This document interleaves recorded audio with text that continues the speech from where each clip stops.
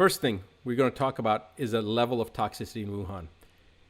Nobody talked about that when the coronavirus issue started. Remember, December 2019, first case of coronavirus reported, but this population, as far back as 2013, was being exposed to levels of pollution that were extraordinary, to the point that in 2015, this article is actually in 2015 talking about controversial incinerators that were licensed in Wuhan, and this was talking about 2 incinerator plants that were unlicensed in close proximity to neighborhoods with populations of 30,000 people or more, and the level of toxicity that these people had been subjected to, and how they were being, they had to resort to using all sorts of other devices trying to just be able to breathe. But in 2017, BBC and CNN covered some of the protests that were going on. Now, some of this information goes all the way back to 2013, and we'll show that. So this is an article in 2019, but BBC has footage of riots that were taking place in Wuhan as far back as 2016, 2017. So this thing says, while the world's attention has been focused on social protests in Hong Kong, another Chinese city has been witnessing unrest on a scale rarely seen on the mainland. Thousands of citizens in Wuhan, the capital city of central Hubei province, took to the streets last week for several days. They were angry about a planned waste incineration plant that will bring dangerous levels of pollution to the town. Now, here's a problem. In 2016, 2017, there was so much pollution from these incinerators that the public outcry garnered international attention. Okay, and as I said, CNN and BBC. In fact, I think this is BBC right here. This is BBC.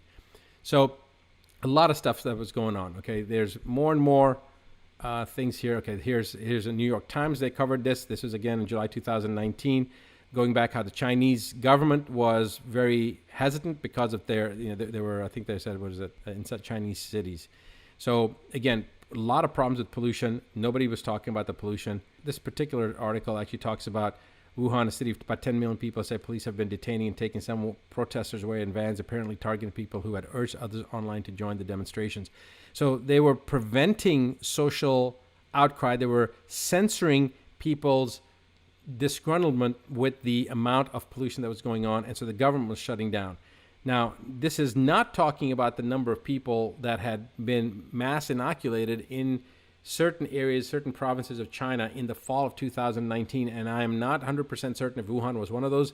I believe it was, but again, I can't substantiate that. But regardless, you got toxic level of air in Wuhan for going back as far as 2013. The references are here. Definitely covered in 2015, global coverage in 2017 by BBC and CNN. And of course, nobody's talking about the role of that toxicity in these individuals that got coronavirus. All right, so the issue with the incinerators is not a small issue. It's a massive issue. And here, Wuhan incinerator pollution protests, you can see a lot of the images and different news sites that talked about some of this. Incinerator sparks protest. In China, incinerator plants leads thousands to protest. So a big issue, okay? This is from CNN. All right, then we have 12,000 towers, 5G towers in Wuhan, not powered on. In December, they power on a small fraction of them, 1,500, 2,000. I don't exactly remember the number, but it was a small number. Launched, turned on at the same time, incidentally, coincidentally, who knows, in Wuhan in December of 2019. So what relationship could 5G have? Some people are saying 5G is a weaponized system. It's this, it's that. Look, I'm just going to present the facts to you, and I'm going to show you the health implications of 5G. Everybody says the 5G is safe. That's what they say. Everyone, right? The government says it's safe. Well, first of all, we know the government doesn't always say the things are safe, that are always safe. And then it takes 10, 20, 50 years before they come out and then it's proven that those things weren't safe. Look at cigarette smoking, right? A cigarette a day keeps the doctor away. And now, of course, we have warnings in every cigarette carton that it causes lung cancer, et cetera, et cetera. You have mass lawsuits, et cetera, that happen, but it took years. In fact, if you look at the dirty dozen, the top 12 most toxic substances that have been banned by the World Health Organization for commercial usage throughout the world, if you look at these top 12, and if you want to see what the top 12 are, you can go to our Know Your Options medical series and look at the Cancer, the Untold Truth, the DVD, and you'll see I have a whole presentation on those, on the dirty dozen, what we call the dirty dozen, or what the World Health Organization calls the dirty dozen.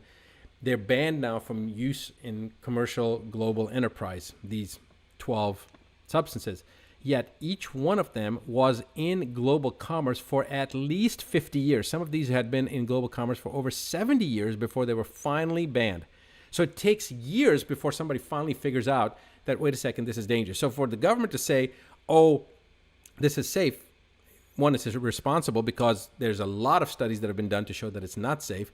And the people that say are safe, there's a lot of conflict of interest there, okay? Remember, the FDA, Food and Drug Administration, that's there to protect us. How many drugs have they had to recall? How many drugs have they recalled that were considered to be safe, right? Vioxx, for example, killed 55,000 people before they finally pulled it off the market, a non-steroidal anti-inflammatory drug. Look at all the drugs for obesity, some of the diabetic drugs. There's all sorts of drugs that they have to pull back off the market. And again, this isn't about the inadequacy or the incompetence of the FDA. That's not what this video is about. This is talking about the coronavirus, and so that you understand really what the issue is. Now, just because the government says it's safe, we need to look at it. And in actuality, there are thousands of people that feel that it's unsafe, and there's over 240 researchers and scientists that have created a coalition to basically protest the rollout of the 5G. So we'll talk a little bit more about that. So it's coronavirus linked to China's rollout of 5G biowarfare. I actually was entertained by that, but there's something here that I want to show you. More than 230 scientists from 41 countries have expressed their serious concerns regarding the ubiquitous and increasing exposure to EMFs generated by electric and wireless devices already before the additional 5G rollout. Now, it's important to remember that most of the EMFs that are being generated right now are either 50 hertz or 60 hertz. So in Europe and certain other parts of the world, it's 50 hertz. Our electrical wires here are based on 60 hertz.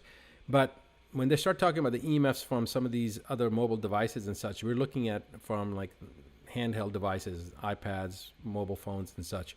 And those are at around 900 hertz, okay? Now the 5G is much higher than that. That goes all the way up to 30 kilohertz, I believe it is, 30,000 kilohertz, 30,000 gigahertz. I'll show you the numbers specifically, but it's a much higher level of electromagnetic fields that they're creating, and the biological implications are just not known, all right? It's very, very important to also understand that. And this is from February 2019. Again, we're not talking about the recent rollout of 5G.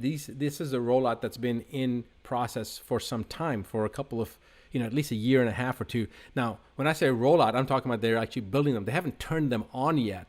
And there have been certain countries that have been vying for this, and I'm going to explain that here in a moment.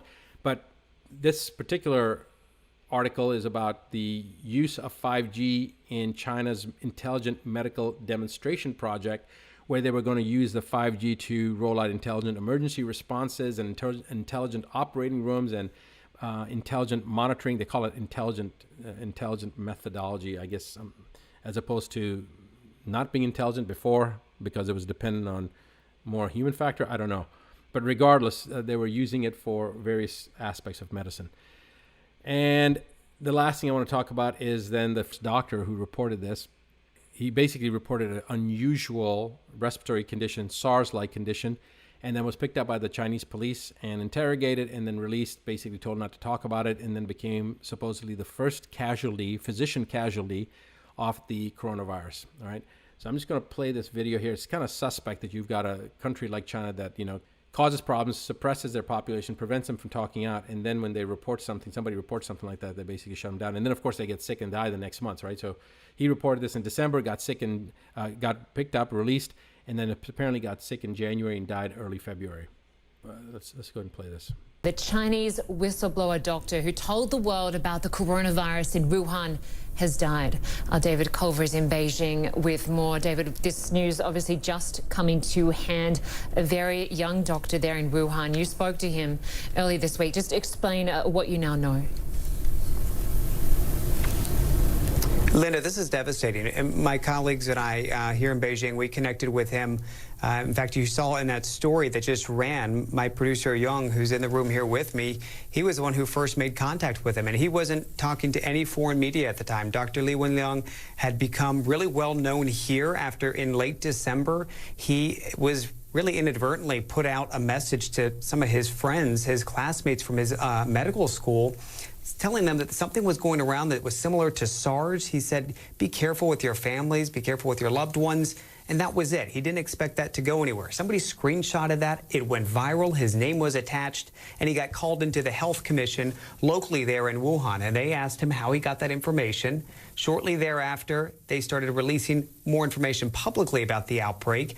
And then they closed that now infamous seafood market.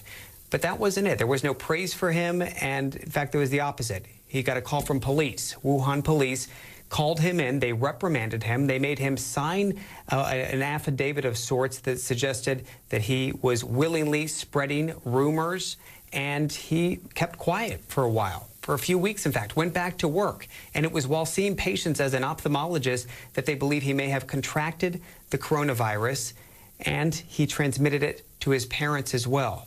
Well, what we've known since is that he is one of several doctors, in fact, they believe at least 8 altogether, who were blowing whistles here early on and trying to sound the alarms and trying to make sure that local authorities in particular knew what was going on. And this got all the way up to the Supreme Court here in China, which ultimately says publicly, Linda, that they support Dr. Li and all the other whistleblowers and what they did, and they criticized Wuhan police for reprimanding those whistleblowers. This brings us back to the conclusion of the overview of what I want to talk about.